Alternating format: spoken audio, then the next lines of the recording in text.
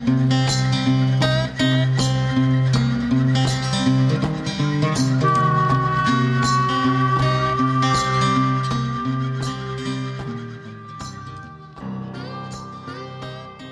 you for tuning in to this episode of Amazing Outdoors.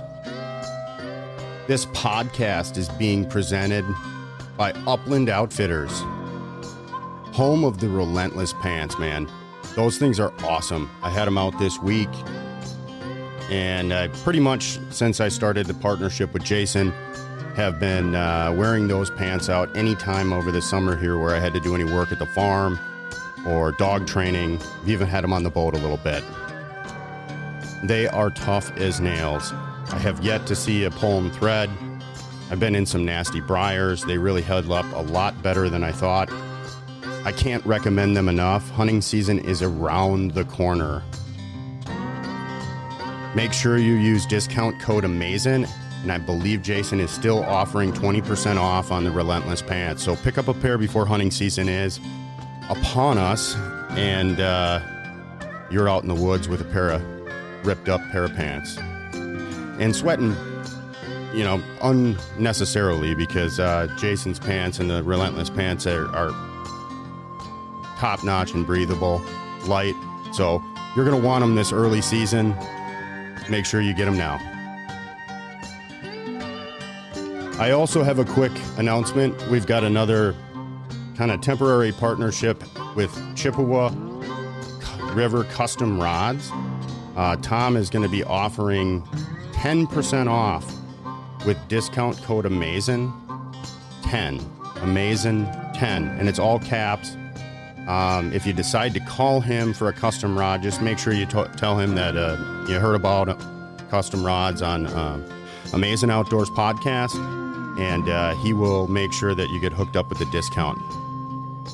All that information for both sponsors and partners are going to be in the show notes, so please support the podcast and these great companies. They are really good partners for the podcast, and I would like to see our listeners support them as well. So look them up, Upland Outfitters and Chippewa River Custom Rods. Enjoy today's show.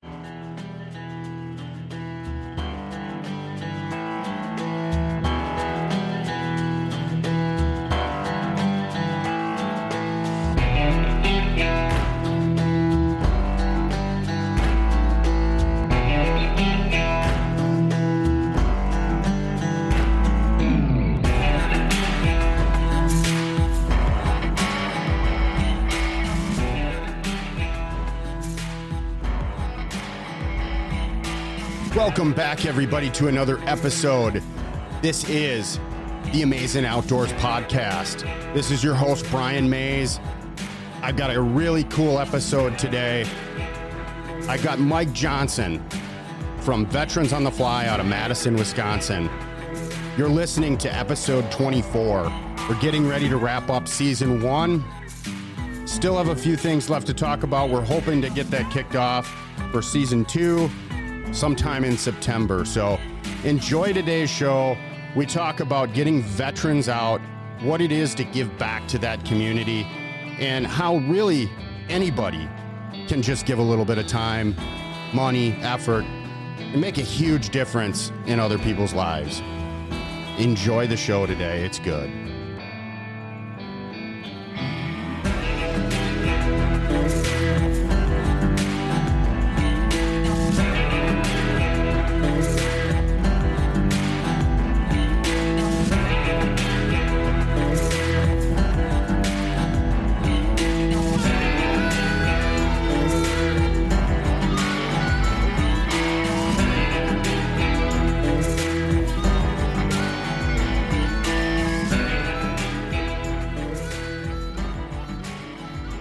Hello, everyone. This is Brian, your host of the Amazing Outdoors podcast.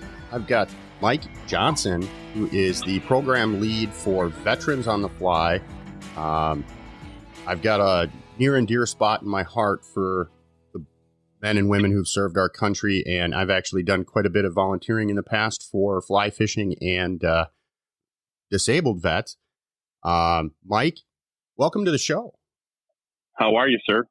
Doing very well. You know, muskie season is upon us, and almost here. Yeah, it's just starting. If heat would go away, it'd be much better.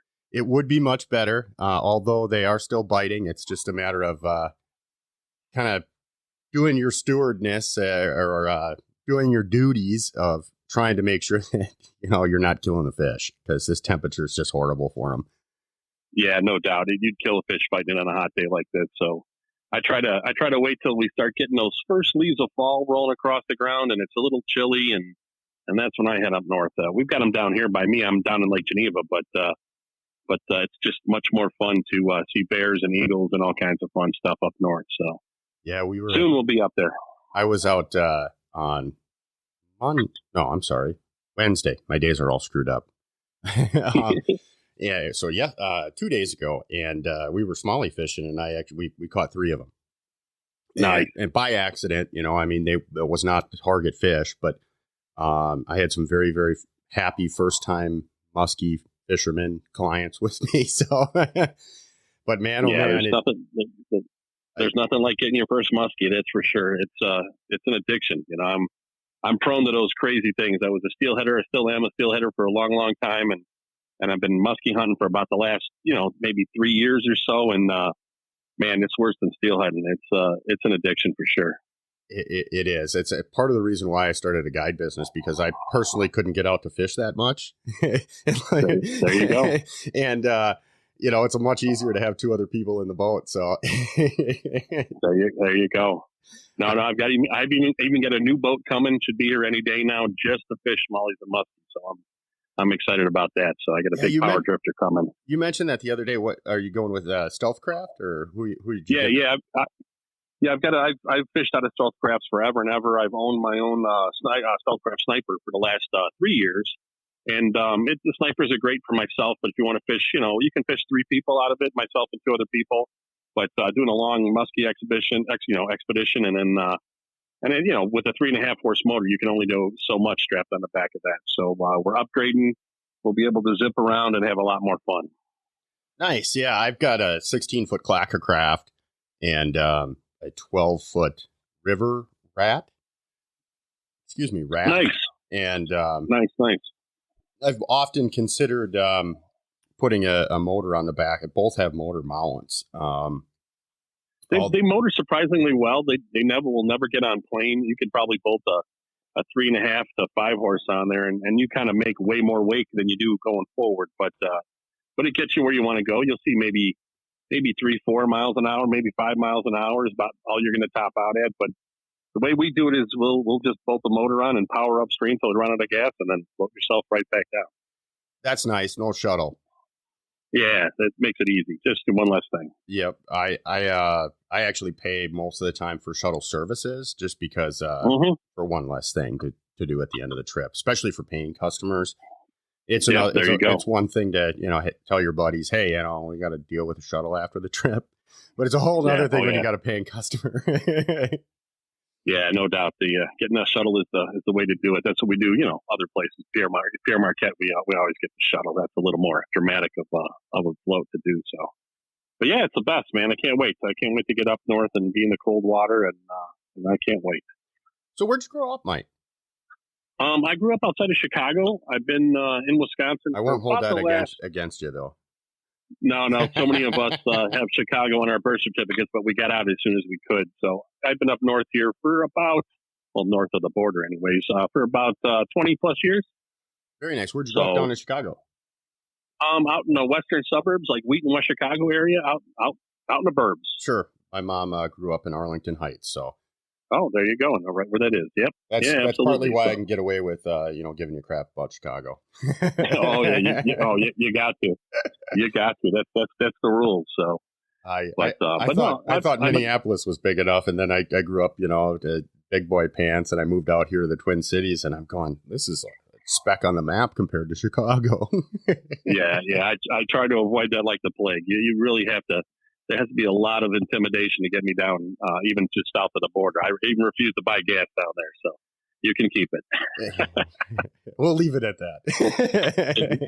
Exactly. So you've been up in Wisconsin for 20 some years. Yep. How did you get into fly fishing? I got into fly fishing just kind of by chance. We had some friends that we were going off jeeping, and they all had their fly poles, not fly poles, but just regular rods. And I didn't have a rod, so my buddy handed me an old fly rod. He goes, "Here, take this one, and you can catch panfish with it." And so that was back in probably the early '90s. I started doing that and just catching panfish with it. And I really didn't, there was no internet back then, so there was nowhere to really see what people were doing other places. So I used it to catch panfish. And then when I moved up closer to Wisconsin, I started seeing the salmon runs coming off the big lake and guys fly fishing for them. And so I'm like, I got a fly rod. And so I started doing that. And I mean, my first proper fish other than a panfish I caught was a king salmon on a fly rod. So, really? So I kind of got my feet wet. So I love fishing for grip. Were you fishing some of the Michigan tributaries? Yeah, all the Lake Michigan tributaries. So I moved up to Waukegan and then eventually Kenosha. So we fished the Pike and the Root and the Milwaukee, and they had fantastic runs. So yeah, so that's kind of where I cut my teeth is on giant salmon on the fly rod. So the beauty part back then though, there were great fishing clubs. So I hooked up with a club that no longer exists up in Milwaukee called Milwaukee Lake and Stream Fly Fishers. I just saw they had like a little printed newsletter. I saw in one of the fly shops up there, and it was just a wealth of knowledge. So the mentoring aspect I think is somewhat gone to the wayside. People think they can be mentored by a video they see on YouTube, and I think it's different for finding someone that with maybe 20, 30 years experience on you and just showing you these little tricks that make your frustration so easy. And I think that's lost in today with all just, hey, I saw it on YouTube, I can go do this, and yeah, you can, but I think that whole mentorship process is lost. So that's one of the reasons I do what I do with veterans. I would agree. Even in the hunting realm, so many families today are broken families. Single parent homes, sure. Which divides the responsibilities and really opportunities for the children. Well, sure, too. And a lot of us, my dad growing up was always working. So he took us, drowning worms a few times, but he was never a big outdoorsman because he was always working. And his weekends were playing catch up around the house, fixing things, cutting the lawn. So, we fish, but not like a lot of people do today, even with getting out and doing things. So like you said, that's lost. So it's nice to have outlets. There's all kinds of great clubs and all kinds of things like, Trout Unlimited is kind of our guiding light in all this stuff. So we're under the service partnership branch of Trout Unlimited. And so they're kind of like a neat, conservation thing with a fly fishing edge to it. And so it's neat to see all that experience. And it's kind of almost a wealth of information that's untapped. So, do your best, get out there and find a club. Trout Unlimited is a great start. Muskies Inc. is a great start. Find these places with, there's so much information out there, just, one-on-one, face-to-face with someone rather than, you can see all this stuff on YouTube, but you're missing the subtleties of some things that even today I learned things from guys and I'm like, wow, I've been doing that wrong, for 20 years. So as long as your mind is open to learning, you can always learn. No, for sure. I meet so many people and nothing against these types of people, but I see them quite often where older gentlemen or women, and they're just stuck in their ways. And sure. My uncle's a classic case. You talk to him about the fishing down in Florida. Oh, it used to be good 20 years ago. Nowadays, you can't catch anything. And yep. If you have that mindset, I'm sorry, but you're just not going to be successful. And it's also not a great mindset for retention and bringing on new people.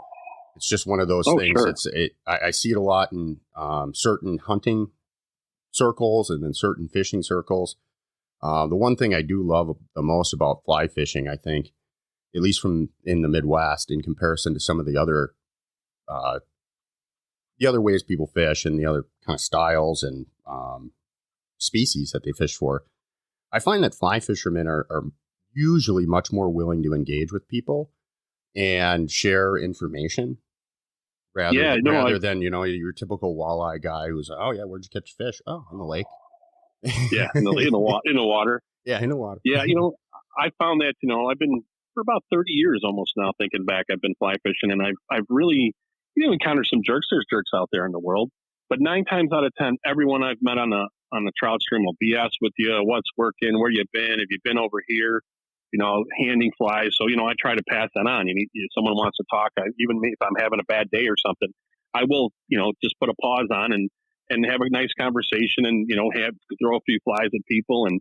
And I think that's really important for the sport, because it just makes it's intimidating to begin with all the gear and the money people think you have to spend on this stuff, but you don't. But, it can be a very intimidating sport, and have an old salt meet you on the river and be a curmudgeon about it. That's no good for our sport. You want someone to love it as much as we do, and that's the whole reason the resource can still be there in the future.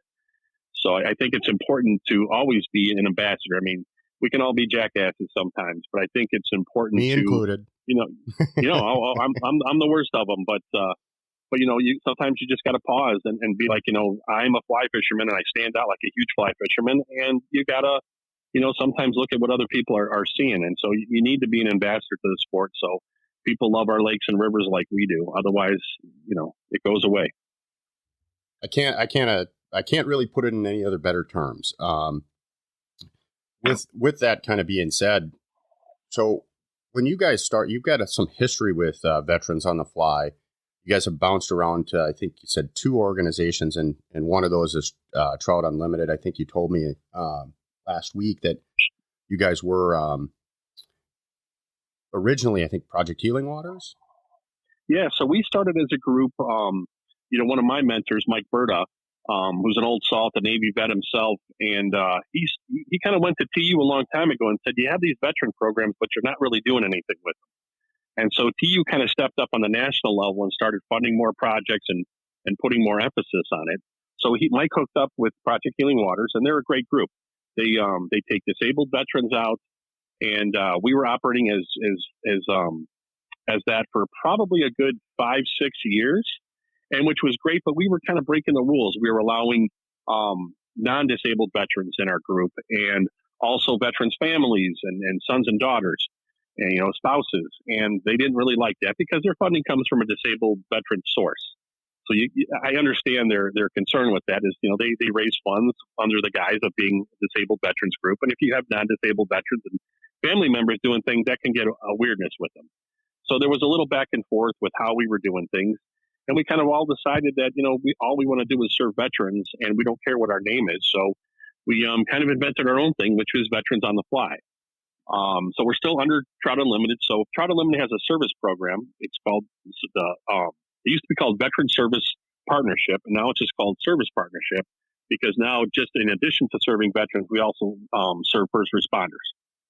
And so the beauty of Trout Unlimited is that everyone kind of can do their own thing. There's no fill form you got to fill out, and you got to do this and you got to do that. So across the country, different chapters do different things. Where ourselves, we tie flies all winter at the VA, and we do fishing instructional class all summer on the water. And some people just tie flies at the VA. Some people do one trip a year. Some people have take a veteran fishing day. So it's the most fantastic part about the program. We just happen to call ours Veterans on the Fly. But all the Trout Unlimited programs throughout the country can do it their own way, which is just fantastic. That's one of my favorite things. I'm a bit of a rule breaker, so I don't like rules. My mission and license is to serve veterans, and sometimes I push the limit on what I can do and what I don't do. And my job is to get veterans on the river. We're not counselors. We're fly fishermen. And so that's our information. That's something we can share. A lot of people, saying thank you to a veteran is a fantastic thing, but it can be so much more. A lot of us have all these skills. Carpenters have skills. If they want to build houses for vets, that's a great way to give back. I myself, I wouldn't call myself an expert, but I'm insanely knowledgeable, and I've got all the gear and all the friends that do it too. So that's my skill I can pass on. So that's how I can give back for veterans. And I've been running the program now for about 3 years as Veterans on the Fly. And it's just been fantastic. It's grown every year. Last couple of years, when COVID's put a stop to our meeting in person, especially at the VA tying flies. We're still meeting on the river right now. But it's just a fantastic group. I think the previous couple of years we had over 1,800 hours of just volunteer hours. That's not including participant hours a year. So it's just a fantastic way to. It's a big number. I mean, if you look at our program in Madison, we're the Southern Wisconsin Trout Unlimited chapter, and that's one of the biggest volunteer hours of our whole Trout Unlimited there. And so it's neat to see, and it's just one of those things that kind of bridges the aisle in politics and all kinds of things where people are very welcoming to veterans and want to give back to veterans, and it keeps the politics out of it, and we can really take care of our warriors. And like I said, we're not counselors. I mean, as a fly fisherman, I understand that going to the river is a soul quenching place.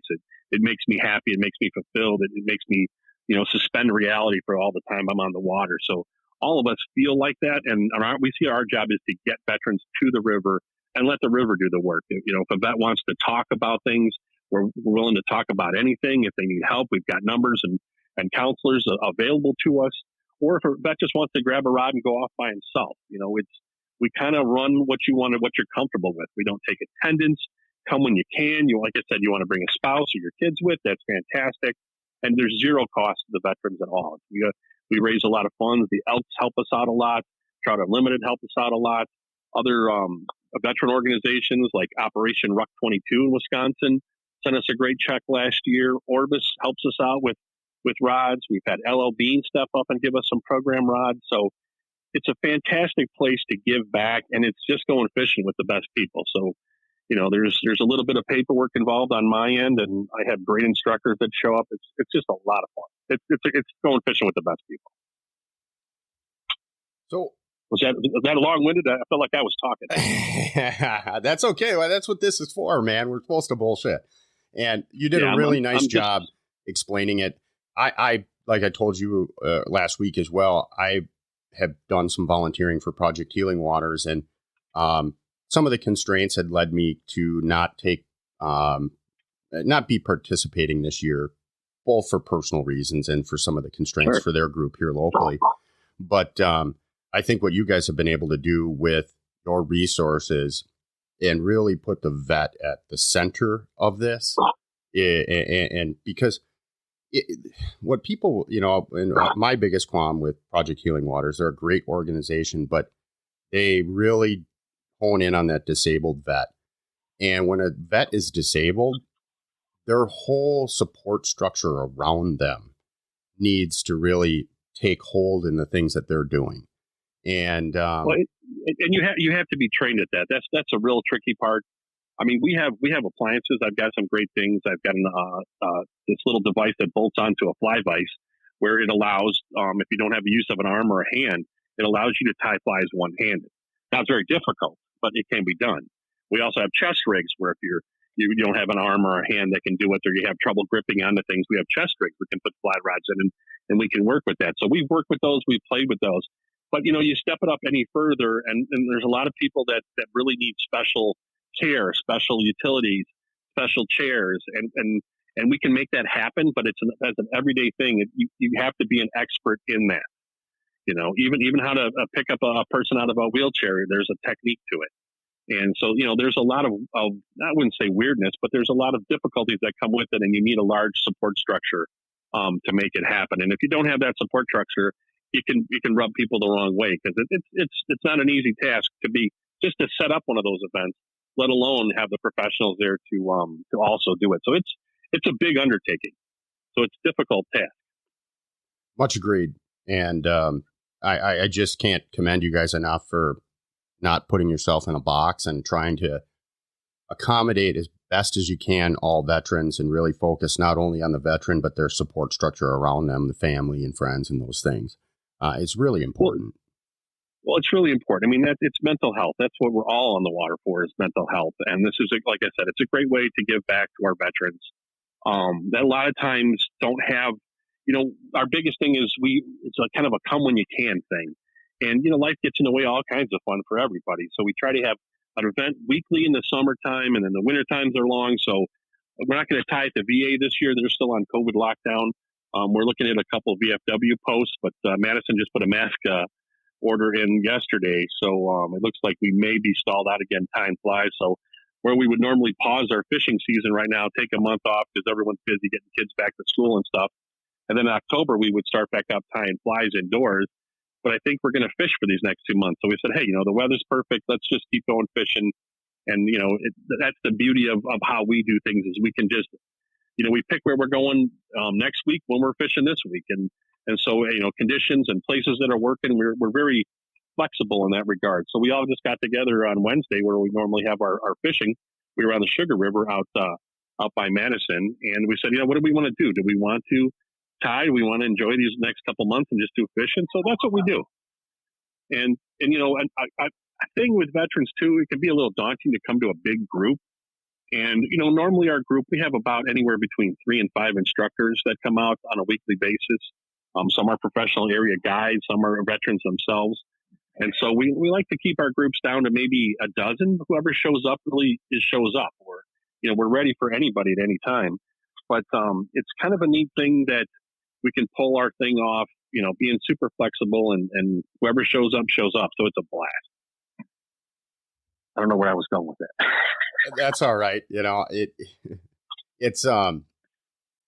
It's really interesting. And to be honest with you, I do want to talk to you about donating a trip to you guys or help maybe coordinating a trip up here. I've got more than one vessel. So if you got somebody that can row, no, definitely, we could potentially take out, if you bring your boat up, I'm thinking, we can take 6 guys out, So, and it's also above and beyond of working with the Madison group as I do as their program lead. I am also a co-chair for statewide Trout Unlimited Service Partnership. So if there's someone looking in the whole state that's looking for a fly fishing group, please use me as a resource. I can hook you up with different guys. We have about 3 or 4 functioning kind of veterans on the fly chapters in the state. And there's about almost 10 programs in the state. I think there's over 20 TU chapters across the state. And there's about 10 of them that do have veterans programs. We're working to get more and more of them out there. But I've got guys up in your area. I've got Jeff Butler. He's a little bit north of you up there. He does a lot of stuff with Wisconsin Hero Outdoors. And I think that's a big thing, too, people miss. And even it was daunting for me when I started doing this is, how do you get the word out? We don't have a budget for advertising. And you can be a resource to other people. There's Project Wounded Warrior. There's Wisconsin Hero Outdoors. There's a lot of groups out there that, they're not experts in fly fishing. Maybe they just do kayaks, but they've got guys that want to get out. And so you can be a resource to all these different groups. We even work with Team Red, White, and Blue, Team RWB, is like a Get Veterans Outdoors kind of group. They do a lot of rucks and runs and kayaking and bicycling, a lot of outdoor stuff. So we're a resource to them as a fly fishing entity for them. So if someone wants to fly fish, they send them towards us. So it's just like cross-pollination with all kinds of groups. And it can be daunting, trying to serve veterans and having a smaller group. But if you can be a resource to other guys, it's a great thing. When Wisconsin Hero needs a group, we can send a group of instructors, fly tires, rods, and gear, and we can take our show on the road anywhere. So, be a resource is a big thing. Don't close yourself off. Don't feel like, I'm alone in this, because you're not. So many people want to serve veterans, and it's just getting the word out is the hardest thing. Yeah, I'm once we get done recording here today, I'm gonna talk to you about a gentleman down in southeastern Wisconsin that's I think he's the program lead for backcountry hunters and anglers for their veterans group. Okay. And Trevor's done a lot of stuff. He's been on the podcast before. I don't know how he fits all this stuff in his life. But the military guys, man, they're it's really, that's the other thing too I love about the military guys. I have a couple buddies of mine who are Marines and whatnot, and they're always like the best Boy Scouts. I grew up being a Boy Scout. Be prepared. These guys are here. You betcha. Yeah, way more prepared than I'll ever be.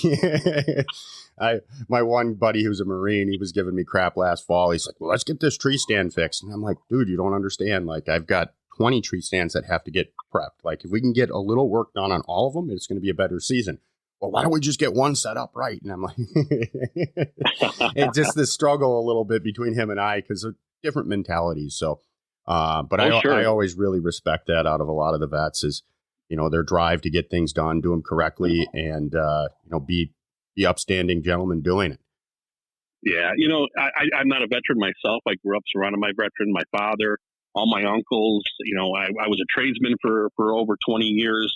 Literally every foreman I've ever had was a Vietnam veteran. So, like, to me, veterans aren't this moon rock that, ooh, there's a veteran over there. Like, veterans have been surrounding me my whole life. They're just men and women. So to me, it's not a big deal to be hanging with veterans, but they are a different breed of cat. And, one of the biggest things teaching fly fishing, you teach people from behind. And so you just learn not to walk up on a combat veteran silently from behind. So there's little things you have to know as a civilian, but some of the funny parts are, even with Trout Unlimited, it's a great program to serve veterans. But as a flip side, as an additional advantage to that, is we have access to these born leaders, and so getting them involved. So we offer a 1-year free Trout Unlimited membership. All you got to do is I give you the paperwork, and then you got a free 1-year membership with Trout Unlimited. And by bringing these guys into our fold and loving the rivers, they become Trout Unlimited members, and they become one of us with the more of a conservation mind too. So it's a double-edged sword. We get to get guys on the water, but then those guys who are, like I said, are natural born leaders, we can also bring them into our Trout Unlimited fold, and we've got some great guys that have come through our program that are now doing incredible things conservation-wise and leadership-wise, both locally and across the state. So it's fantastic. It's a great. Our veterans are an incredible resource. And one of the things that is a big deal to me is so many people treat veterans like they're broken. Like, oh, the poor veteran. And I would really love to get that out of people's minds, because to some people, yes, they've had some PTSD, they've had some traumatic experiences, and there is a troubled amount of our veterans, and we got to take care of those guys. But there's also a dramatic group out there that the military years were literally the best years of their lives. And so, we have to not look at the veteran as a broken person as a whole. We need to look at veterans as like this incredible resource that have leadership skills, that know like these incredible things that you would never be able to teach anybody. And just the wealth of knowledge in our veteran community is incredible. So, that's a big thing that people are, really, I feel sorry for the guys. It's like, some of these guys, that was literally their favorite time of their entire life was the time they spent in the service. So I think we need to kind of get some of that mentality out of the mix and see our veteran community as this incredible resource. I agree. And one of the things that I think you guys offer veterans is really another mission. I think that's one of these big misconceptions. And I think too, that leads to a lot of that mentality about public perception that you just discussed. And the misconception of a broken soldier. Soldier Correct. is not broken. He was trained to be part of a team, and they all have a job. They all execute their job, and they do it the best they can. When they come back, they're put in a civilian scenario, and most civilians don't execute things in a fashion that the military would. So Correct. there's this. I've talked to my buddy who's a Marine quite a bit, and it's just it's almost a frustration level on his part, because he's trying his best to do the job, and he's got team members around him that don't care about the job as much as he does. And when you go back to things and kind of look at it in hindsight, you're able to kind of deduct that, hey, it's the military training. It's how his mentality was kind of trained into him to be able to really rely on his brothers and sisters. Correct. And then when you get into that civilian world, into the work world, that reliance or that being able to lean on them isn't necessarily there in the same capacity it was in the military. So being able to give these guys a mission and really share your passion, get them excited about another passion, I think helps give them a little bit more meaning to their life. Sure. And hopefully helps combat some of that, misconception and their inability, I guess, to see how civilian life is much different than it was in the Corps or in the service. Sure. And in dealing with civilians, I mean, I couldn't imagine. I love this country, and I have a very fond respect for men and women who served our country. And my grandfather, B-17, B-24 pilot. So I had military. My uncle was a general colonel in the U.S. Army. My aunt was in the Army. I've had military family for a long period in my life, and it's just it is such a different lifestyle than civilian 100%. life. Yep. I mean, you're out there in a combat scenario. Your life depends on your brothers and sisters. When you come home, our society today, we just don't live that way. That we take a lot of things for granted. We don't understand our Constitution or Bill of Rights. And these men and women are willing to put their life on the line for it. And they come home and see people burning flags and, all the other nonsense that they see today. It's a tough scenario for them. It is. And, and that's kind of one of the things that we, something I didn't even realize as an aspect of it. I always saw my job as getting guys geared up, get them on the river, get them some information, get them some training, and my job was done. And a couple years ago, we did a trip up to north of Hayward. We fished in Amicoggan and St. Croix. We took 10 different veterans from all over the state. We had 5 chapters, each sent 2 guys. And we had 1 Korean War vet, a couple of Vietnam War vets, and a lot of Gulf War vets. And I was just, trying to get guys fed and get them on the river and get them in that boat and get them in this boat and get everything going. Some guys had this their first time ever touching a fly rod. So the mechanics of everything, I was so busy all for the 3 days we were there. I didn't even take a group picture because I was too busy of all the working all the parts. And at the end of it, the most magical thing was for me is you had these veterans, from different generations sharing stories, sharing things, exchanging phone numbers. And I was like, holy cow, that whole aspect of bringing a bunch of guys together to share their shared experiences was just that I didn't even realize that could be part of it. And it was really eye opening to me that, it's not just getting guys fishing, it's getting like-minded guys together and it's just an exchange of ideas and how they do things. And, that was a whole part I didn't even, think about, didn't even consider. And seeing that play out in front of me was incredible. And so, as soon as COVID, we've got the money raised already to do another smallmouth trip. So we're working on that already for next year. Hopefully COVID allows us to do that. Lucky being outside, we're pretty good about it. Most of our veterans are getting their shots and being good boys. And so we're able to do more and more things. So hopefully this winter doesn't shut us down too much and we can keep on keeping on. So. Well, unfortunately, the way the mentality, I think, is going, at least with the reporting from the television, I have a feeling we're not going to get as much freedom as we all want this year. But we'll see how it all shakes out. And I will tell you, all we can do is go through it. Yeah, I will tell you right now, if you guys do make it up to the Namakagon or St. Croix again, I've got a commercial use authorization permit. So you just let me know. My boat will be available for two fishermen. You betcha. I'll take you up on that for sure. For sure. So, like I said, it's those little things that you don't realize are big things. And, that's what our goal is to get guys geared up, get out of the river. And I want more of these across the state. We have this great resource with TU to help out, and we just got to get more guys on the water. And just like I said, realize that these kind of things are out there. You're not alone in this. If this is something you'd like to pursue, we can get you hooked up. I mean, I had a guy this week reach out from St. Louis and said, hey, dude, they have something like this in St. Louis, and I'm able to have with my network. I'm able to have people I can talk to, and in places I can send you. So not even just in Wisconsin. If you're somewhere else and this is something you'd like to do, hopefully I can find someone nearby that is willing to take you out. I mean, it's a neat thing. We've got chapters all across the states, and they're all kind of doing things their own way. So just know there's a resource. Use me as a resource. I've got a lot of guys' phone numbers that I can reach out to. So.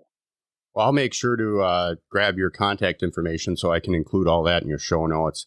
And then, too, if you guys have any links for donating or anything like that, we'll make sure we include all that in the show notes so people can get a hold of you. Yeah, for sure. For sure. Go ahead. No, I was going to say, social media has been, it's kind of a thorn in people's sides. You can get carried away with it. But it's been pretty good for us. Just like I said, getting the word out. We don't have an advertising budget. So social media is a great way to get the word out of what we're doing, where we're going. So we have Facebook and Instagram pages, which has been great. we've got quite a few people just through that. So at first I was like, well, we got to do it. And then after getting a few guys through it, I'm like, well, it's working. People are seeing what we're doing and want to become, want to come and be a part of it. So, it's always just getting the word out, and we seem to be doing an okay job. There's always, I always want to see more guys come out, but as long as one guy comes out, that's all that matters for me. But that's the excitement of it all. It's just a fun way of doing it. If you can change the life of one person, man, mission accomplished. Yeah, and it can be difficult at times. We had one of the guys that went on our trip 2 years ago. A good friend of our program, Todd. He, definitely a combat wounded veteran, and we ended up not. We set him up with a mentor, and he ended up taking his own life. And it's like things like that where you think you're doing everything right, and you still get kicked in the teeth. So it can be a difficult task at times. But I know, talking to the guys that have been through our program that continue to fish with us, it's a big deal what we're doing. That peace of mind is something you can't buy. It has to be given to you. It has to be, you have to give it to someone else. You have to be there for people, and it's a big deal. It's not just saying thank you to a vet is a great thing, but actually putting your money where the mouth is and getting out there and helping out. And like I said, if you can't help out, donations are great. We operate, strictly on donations and the kindness of others. So Trout Unlimited gives us like an operating budget to work with. But everyone's strapped for cash. So the Wisconsin Elks have been fantastic to us. Like I said, Operation Ruck 22 has stepped up with a $2,200 check that we just on your podcast the other day, I listened to Tom up at Chippewa River Custom Rods. Yeah. So I just ordered 6 rods from him, with those monies. Very so, nice. we have zero, administration budget. You see some of these charities have, fancy offices and stuff. It's just me and my phone and my pickup truck hauling rods around. So we have zero budget there. I think business cards and ball caps. And I was not going to buy even ball caps. So one of our guys said, hey, we need more caps. And I said, I'd rather buy 6 fly rods rather than 50 hats. And he said, well, here. He turned around, opened his checkbook up, and gave me the money to buy more hats. So I'm like, all right, if you want to do that, we'll do that.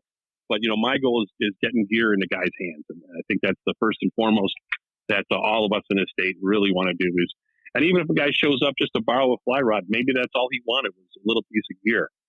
I've got guys that come out and want to get set up and want to know where to go. And then 2 years later, they're instructors for me. So, that's one of the neat things about most of our groups is about half of them are veterans. So half of my instructors are veterans themselves. So it's not this weird civilian guys trying to help out vets. It's a nice mix. Even in the state, I'm a co-chair for the state of Wisconsin with Trout Unlimited for the veteran projects. And my buddy Matt Cade is a veteran himself. So we kind of 1-2 punch it.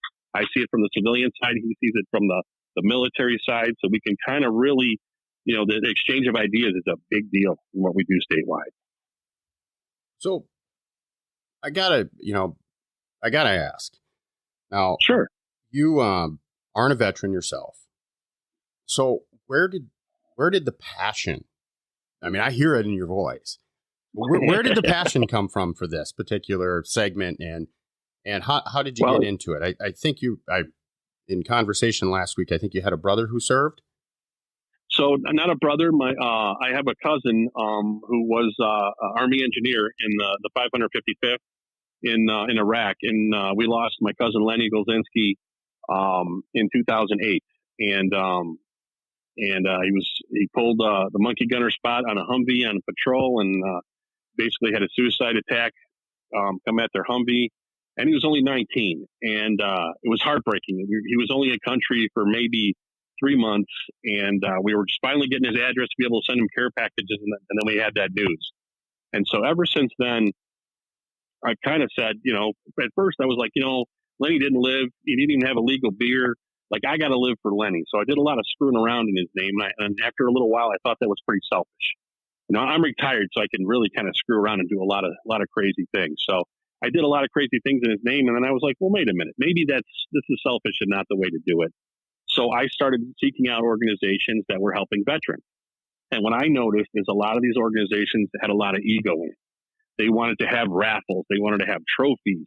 They wanted to have banquets and stuff. And there was a lot of fun things to do in the guise of serving veterans, but I didn't see a lot of veterans being taken out. And, I was very lucky enough to find, I was always a Trout Unlimited member, but not very active. And I was very enough to find these guys that were doing something, that were putting their money where their mouth is.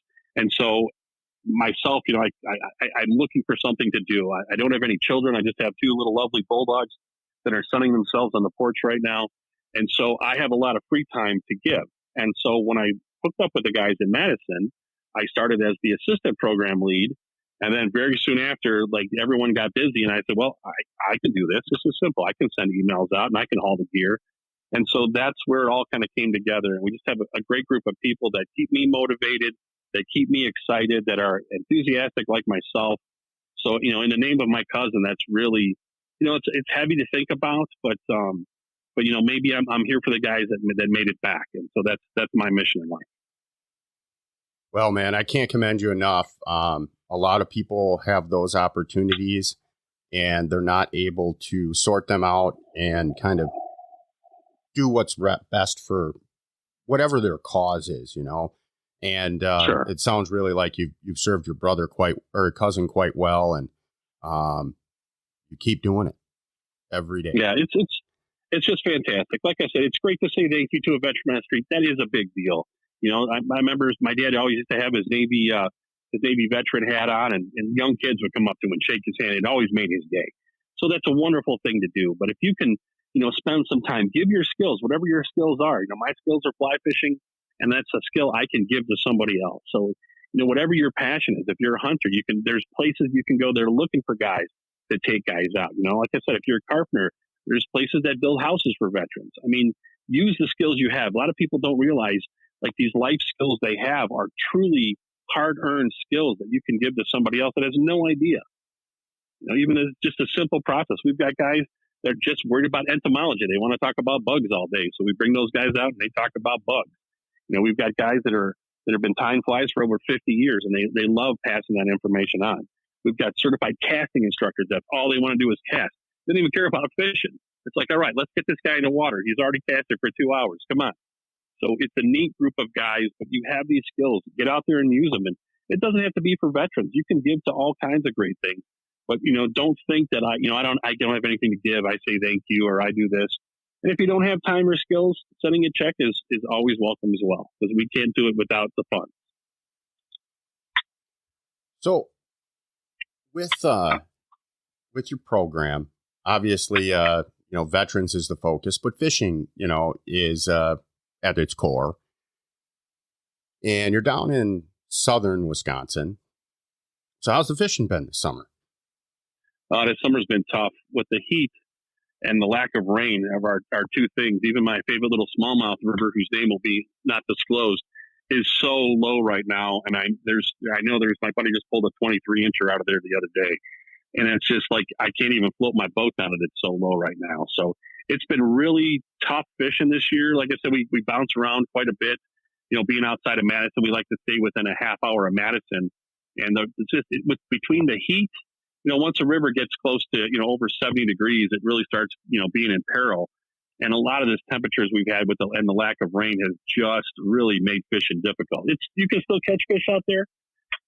We're doing another little camp out here out in the Driftless out of Avalanche, Wisconsin, outside of Iroquois. So we're going to do another little camp out here coming up in September. And the Driftless has been great. It's been tricky though. You kind of have to do what they call hoot owl fishing, where it's owl time. So you either fish early in the morning or after the sun is starting to go down. We're in the cooler part of the day. So you kind of let that water rest in the midday. So we've been doing a little bit of that, and it's been tough fishing, but there's, the beauty of living in Wisconsin here. It's like, what do you want to catch today? You want to go catch bluegill? You want to go catch smallmouth? You want to catch largemouth? You want to go catch steelhead? You want to catch brown trout? You want to go muskie hunting? Like, we can do whatever. And that's a great part. We can just pick and choose. And Dane County especially has a great park system. Most of the parks we use are Dane County parks out of Madison there. And even if you go to the Trout Unlimited website, I think it's the SWTU.org. I can't remember off the top of my head. But they've got a great app on there that shows you the fishing easements, shows you the parking lots. So, there's no secrets anymore. The only secrets are some spots are harder to walk through than others, and those are the ones that are the secret spots. But we just have this tremendous resource, and I don't think people realize in Wisconsin how lucky we are. Oh, that we're blessed, man. We are so blessed. It's our constitutional right to hunt, fish, and trap. It's in our Constitution. Nobody can change that without changing our Constitution. And also our water. I mean, any navigable waterway, if it goes through your backyard, I can walk in there and fish it. So we are so lucky. I mean, I believe the number is we have 6,000 miles of designated trout stream in Wisconsin. That's more than Colorado.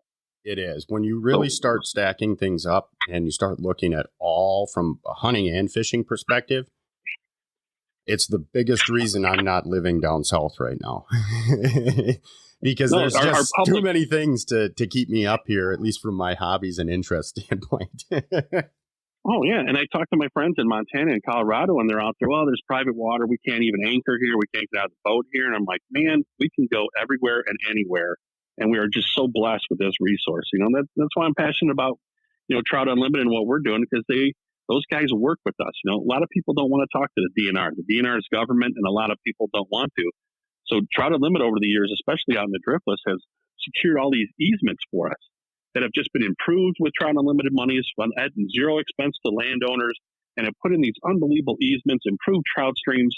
And it's just fantastic guys to work with, because there's just so much out there. And like I said, there's no secrets out there, but it takes a little bit of legwork. Everything with the internet and Google Maps and all the gazetteers, all those streams are out there. There's no secrets. But if you want to walk a little bit further, you can have the whole place to yourself. Right on. Yeah, our resources, it's unmatched as far as I know. Just cost-wise and access, it's just magical. It is. It is. I love the state of Wisconsin, and I unfortunately gave up my Wisconsin residency a few years ago, and I cannot wait to get it back. Yeah. I'm tired of paying $700 for a conservation patron's license. But again, you know, you look at that. That's $700 for a non-resident for everything the state has to offer for hunting and fishing. You can go to Colorado and spend more than $700 on one elk tag. Yeah, just over-the-counter license out there. It costs you big money. And then, you know, good luck on public lands, because there's so few of them that they're just bombarded. And all the big guys have bought up all the lands. And like I said, we're just so lucky. Like that number is just staggering to me, that 6,000 miles of trout streams in Wisconsin. I think that's the actual number, and it's unbelievable.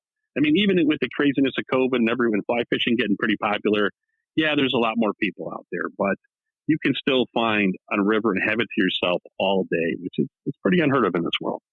Well, I will tell you for certain, you ever come up and fish with me on certain couple stretches of the St. Croix, it would be hard pressed to see another soul.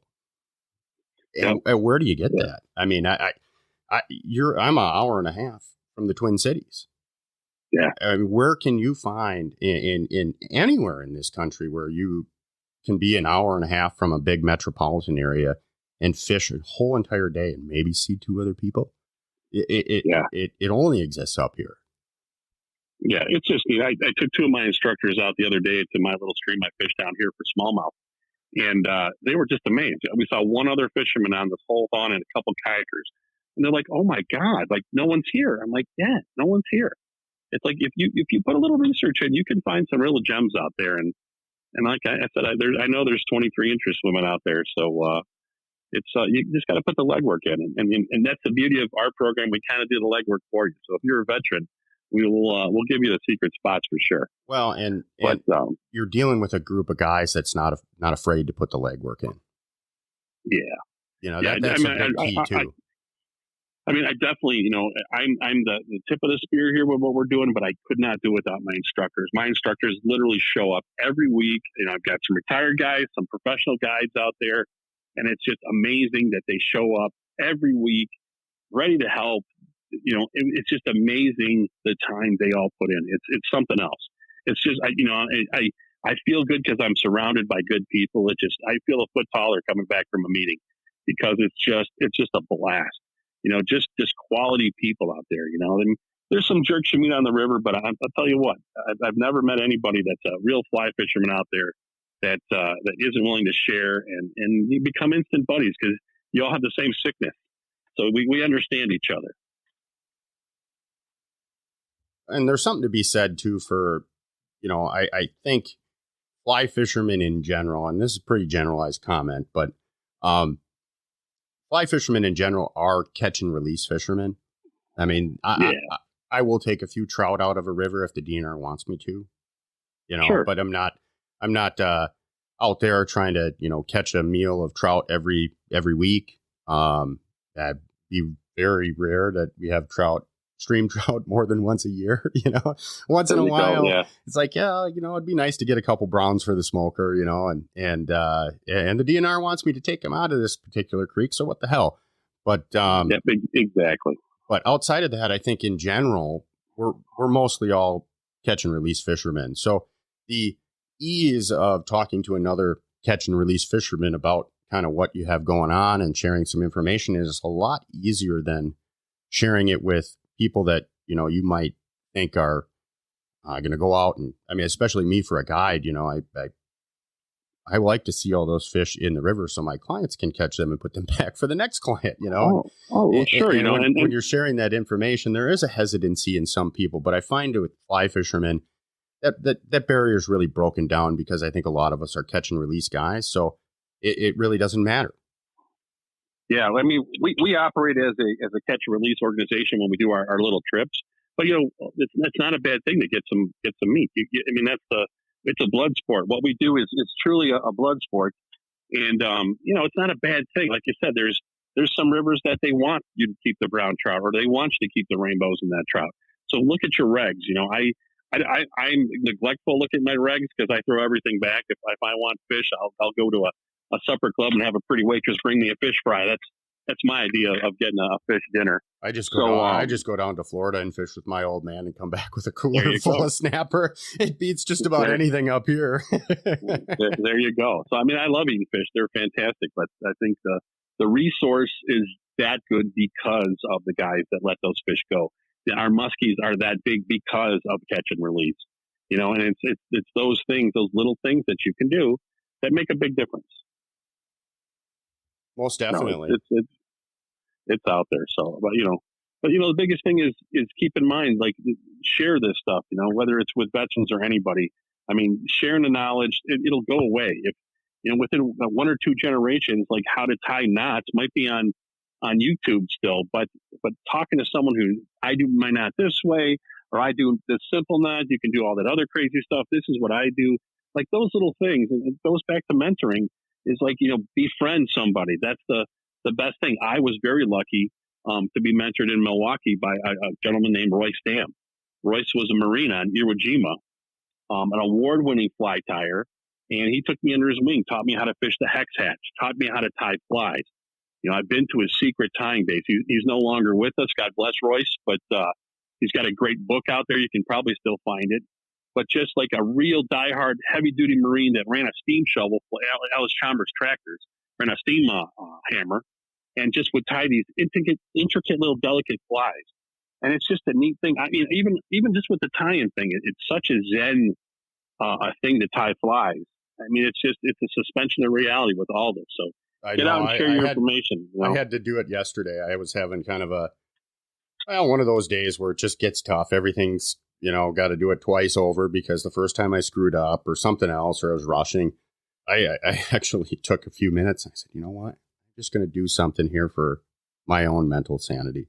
And I sat down and tied 3 musky flies and a couple smallie flies, and an hour went by and I walked away from the vise and I was happier than I was all day. And so there's something to be said about those simple tasks and sharing that knowledge base with other people. I mean, I was mentored by a local fly shop guy who, he taught fly tying at the shop, really kind of to sell as a selling point.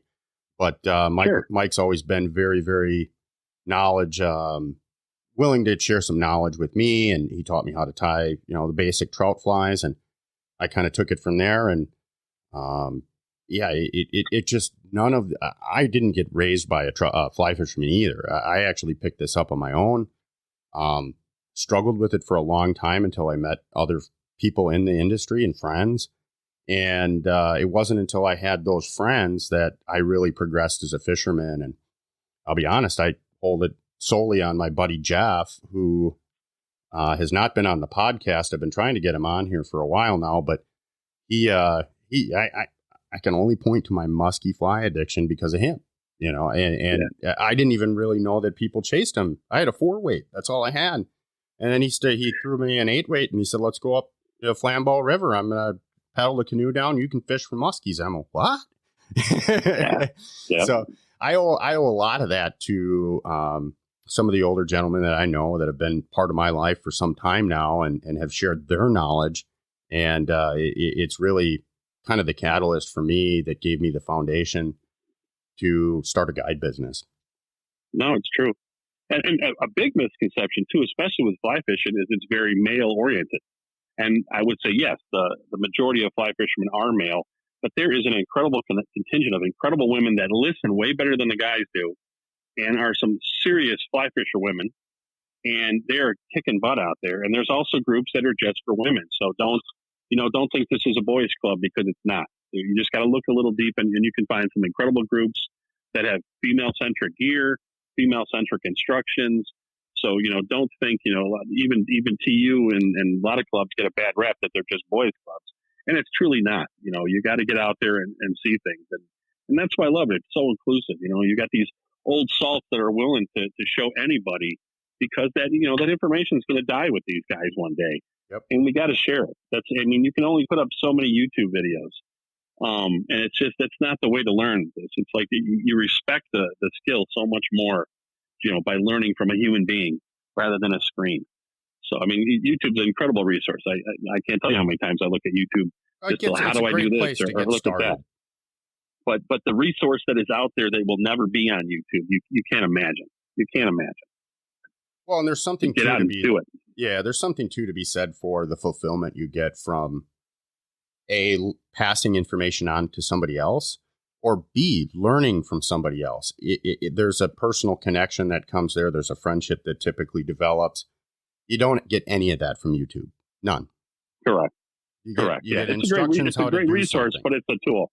Yep. But it's a tool. You use that tool, but you got to have more tools in your toolbox than just I saw this on YouTube. It works, because we all know, especially in the muskie game, you can watch whatever video you want on YouTube, and they will do something different to you and make your brain boil every time. So you think you got it all. You think you got it all, but that's my favorite. Cracking the code that's my favorite part of the sport is figuring out what's working. What worked yesterday is not working today.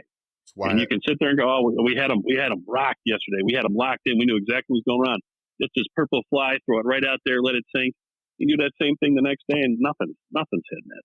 So, cracking that code is my favorite part about this. It's a problem to be solved. And I love that part. If we went out there and caught 60 muskies a day, I would be upset with it. It wouldn't be fun. But, figuring out this fly worked. I had to slow it down. What'd you do? And the number one rule of muskie fishing is always sit in the back of the boat. The glamour guys like to sit in the front of the boat, but there are more muskie caught from the guy sitting in the back of the boat than ever in the guy in the front of the boat. That's the secret. Wednesday, I had a 75-year-old guy and his grandson come with me. And Al, all he wanted to do was see his grandson catch some fish. And, I asked him, do you want to get muskie fish? Do you want a smallie fish? He said, let's do smallie fish. So we go out, and I'll be damned, the muskie gods chose him. There you go. They did choose his grandson as well, but Al got the big one, and Al was in the back of the boat. Back of the boat. I'm telling you, man. He got two fish. The guy throwing flies in the front of the boat is just a teaser. The guy in the back of the boat does the catch 9 times out of 10. They're muskies. There's no pattern. You can tell me. You can tell me about moon phases and this color always works. Yeah, whatever. It's either, like you said, the muskie guys come down and touch you on the head, or they don't. I tell all my clients, if we're going to get a muskie today, it's because the muskie chose you. Yeah, and you got to pay a price. Last year, I lost. If you ever see a nice 10-weight with the Bauer reel on the bottom of the Namakagon, mine.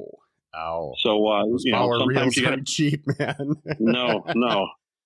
Yeah, we got to the landing, and I asked my buddy, "Where's the other rod?" And he said, "What other rod?" And I said, "Oh no." But it happens. You got to pay the piper sometimes. But it's an insane sport. I love it to death. There's a few rods at the bottom of the St. Croix that have my name on them, and a GoPro or two maybe on another river that have my name on them too. I've paid the Pied Piper many times over when it comes to losing gear on the rivers. Yeah. I think if you invested on that river in a snorkel and a metal detector, you'd probably be a rich man in a few miles. But at least you'd have enough beer cans, I'll tell you that. They got to stop throwing flipping beer cans in these rivers, man. It just drives me nuts. I drive. It's wrong. Yeah. I float by, and it's just some of these rivers where there's, heavy canoe presence or heavy tubing presence is kind of the really catalyst, I think.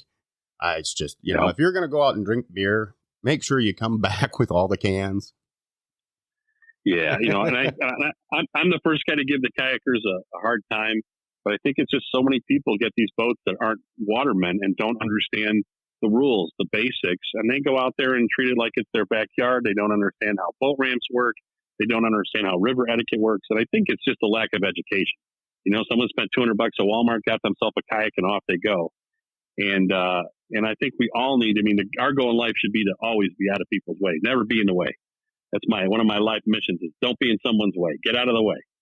But these guys they don't understand the resource, and it's not as beautiful like this without so many people's effort and work, and not dropping beer cans in there. And you see it all the time. And one of the things we always do is we always have nets with us, and on our way out we try to fill that net with beer cans or wrappers or whatever. I always carry a garbage bag with me, and so if I'm with my buddies and they don't really care so much, we'll definitely stop and fish all the cans that we can out of the river. If I've got clients, it's a little different. I try to get all the ones that are easy, but I'm not going to stop to make my clients wait for me to pick up trash. Yeah, and unfortunately, you could do that as a full-time job, just picking up cans and wrappers. So. Yeah. Do your part. Like I said, we always bring nets with us, and on the way out, we try to fill the net with garbage. Because you're on your way out, you got your net with you. Just throw a few cans in your net, and off you go. And I think that little bit makes a difference if we're all kind of chipping in on that. But you got some great rivers up there. They're fantastic. Oh. Like, so we can chase muskie down here all the time. I play a couple places within miles of me here that I like to hit. But up there, it's just so beautiful. And my friend Jeff Butler works for the Forest Service up there, and he's got some fantastic secret spots and some of the tribal lands up there where we launch and pick up from. And it's just like a gorgeous. It's just a beautiful place to catch fish. And so, the beauty your of buddy's a forester up here. Yeah, he was. He's since retired. He works with Wisconsin Hero Outdoors. That's it's called Who. So they're a group. I surf first playing with me. They've got a golf course that is about a mile and a half from me. And they were taking veterans out on the water just fishing for pike at this private golf course. And I called them up. I said, you can't do this a mile and a half from my house and not have me in some way involved. So I said, I'm your fly fishing guy. Whatever you need, I'll bring 10 rods and instructors. Let's go. And, it's that cross-pollination that we have to do to help everybody out. And so Jeff Butler was one of the guys that took our group out a couple of years ago up on the Namakagon. And just a great guy. He's got a drift boat. It's called the USS Driftwood. It's a beautiful wooden drift boat. He's a veteran himself, and his father was a veteran, and he takes veterans out on his boat. That's who he takes out at no charge. All his friends and people he meets, that's his thing. He takes veterans out on his boat fishing out there. So if you ever see the USS Driftwood out there, that's Jeff Butler. He's a hell of a man and just so giving to the community. He also does kayak trips for a group called Rivers of Recovery. Does a lot of stuff with female veterans. He's a star up there. So if you ever see Jeff Butler running around, he's a fantastic man. Where's he out of? He lives. Let's see. He is about an hour. Can't remember the name of the town. He's about an hour west of Hayward. There's that native town there with the casino, and he's north of there. Danbury. I believe it's Danbury. Okay. Yeah, so he's up in my neck of the woods. I might have to see if you can hook me up with some contact information, because if this is a huge passion of mine, and sure. If I can give a little time to him and you, and we can get some vets out and get them hooked in fly fishing, man. I'm going to sleep good that night. Yeah, he's got a great resource up there. Like I said, he works with Wisconsin Hero Outdoors. I know they just sent him up a bunch of kayaks. He used to do trips for the Forest Service and national parks up there. with one of their programs, kind of running it through him. And since being retired, he's got a lot more freedom to do other things. So he does a hell of a job up there getting people on the water. He loves that river. He calls himself, he's a self-proclaimed river rat, and he is 100% a river rat on there. He just did in his brother's honor, his brother passed away recently, and he did a trip, I think, of the entire St. Croix. He ran all the way to the Mississippi solo in his canoe. Right I think on. that's what he did. Yeah, so he's out there. If you haven't passed him on the river, you soon will. He's out there all the time. Just a fantastic guy. And like I said, I couldn't do what I do without all my guys that always are chipping in, always there to lend a hand, and just the most giving people on the planet. It's just fantastic. Like I said, I feel a foot taller coming back from one of our fly tying events or fishing events because it's just the positive energy is unbelievable.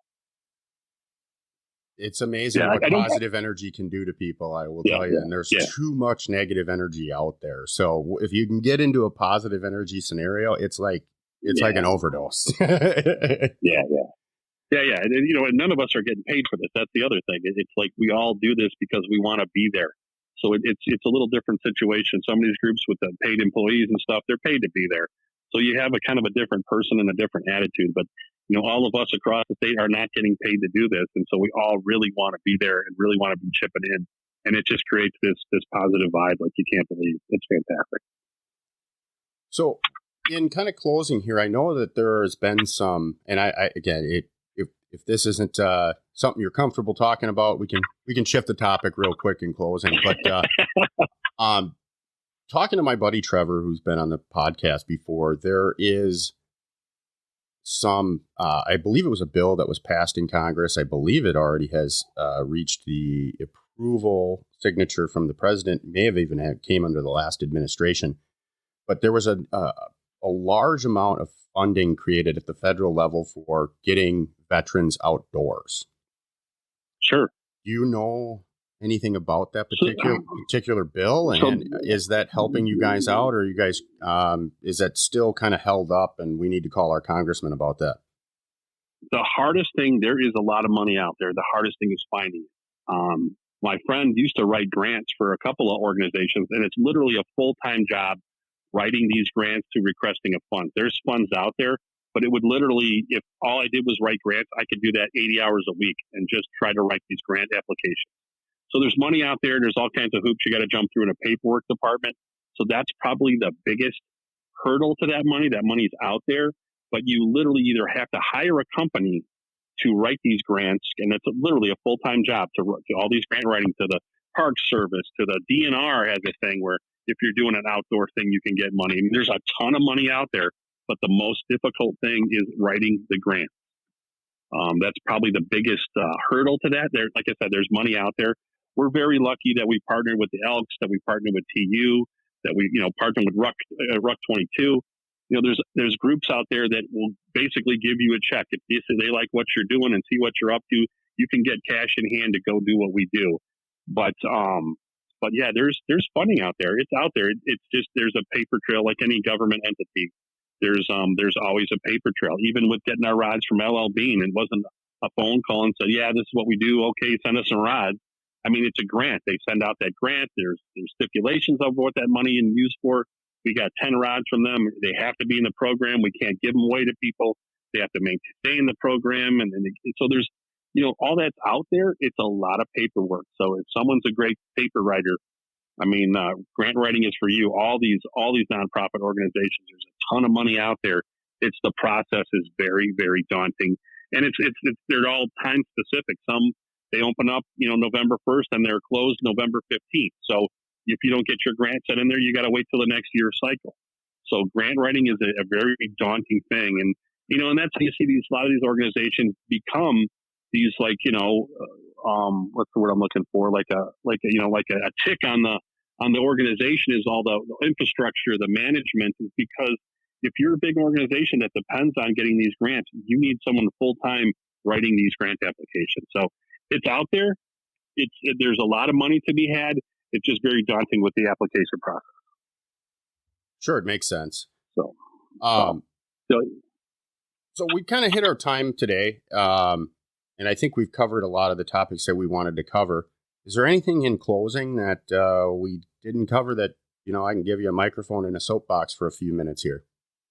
Yeah, sure. I just appreciate like you said, I appreciate the microphone. Getting the word out and is always the most difficult thing. We've got these great programs and these great giving people, and it's just getting the word out. So like I said, we're on Facebook at Veterans on the Fly, SWTU, that's Southern Wisconsin Trout Unlimited. We're also on Instagram as Veterans on the Fly. Like I said, there's a couple other chapters throughout the state, but there's also all these TU chapters. So if you want to get involved, TU is a great place. It's not just old men sitting in a room talking about spreadsheets. Sometimes it is, but I mean, there's great opportunities to volunteer, like especially with your outdoor skills. There's incredible places to volunteer. Like I said, you being giving and giving a trip, that's a big deal. Some of these guys have never been on a drift boat ever in their whole lives, and it's just mind blowing just for the boat ride.